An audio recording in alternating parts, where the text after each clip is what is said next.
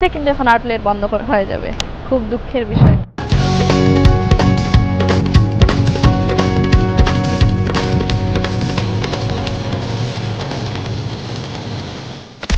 বন্ধুরা, আমরা এই মুহূর্তে যমুনা ফিউচার পার্কের প্রবেশ করতেছি যমুনা ফিউচার পার্কে।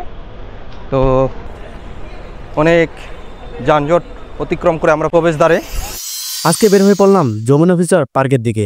প্ল্যান ছিল একটা ক্যামেরা কিনবো। ফাইনালি এসে বললাম যমুনা ফিউচার পার্কে, কিন্তু একটা সমস্যা হয়ে গেছে। শপিং মল 9টার আগে বন্ধ হয়ে যায়, আর এখন বাজে রাত 8:30। আমরা ইতিমধ্যে যমুনা ফিউচার পার্কে প্রবেশ করেছি বন্ধুরা। তো আমরা দ্বিতীয় তলা থেকে চতুর্থ তলায় দিকে যাচ্ছি এগিয়ে। আমরা দ্বিতীয় তলায় অবস্থান করতেছি, আমরা দ্বিতীয় তলায়।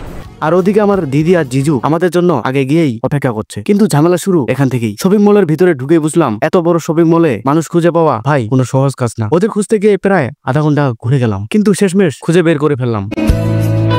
ফার্স্ট টাইম যমুনা ফিউচার পার্কে আসছি। বিশাল একটা মার্কেট, দেখে ভীষণ ভালো লাগতেছে। আপনারাও দেখেন। শেষ সময় আসছি অনেকক্ষণে, তারপরেও অপেক্ষায় ছিলাম আমার ভাইয়ের জন্য। ওরা আসছে কিছু কেনাকাটা করার জন্য। এখন ওরা আসছে, কিন্তু এখন আউটলেট বন্ধ হয়ে যাবে, খুব দুঃখের বিষয়। কিছু কিনতে পারলাম না, কিন্তু ঘুরছি, এটাই অনেক মজার।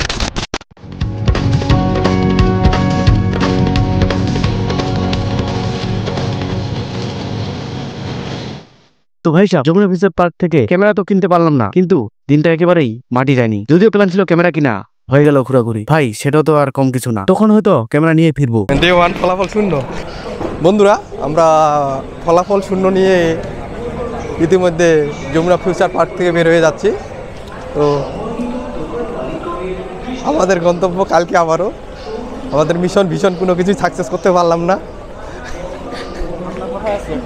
হ্যাঁ, কোথায় আছি আমরা যমুনা ফিউচার পার্কের ফ্লোরে নিচতলায়। আমরা এই বাইরের পথ দিয়ে আমরা বের হয়ে যাচ্ছি।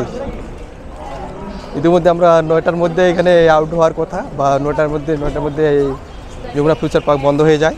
সেই সুবাদে আমাদের হাতে সেই কাঙ্ক্ষিত টাইমটুকু আর নেই। দেখা হবে আগামীকালকে আবারও।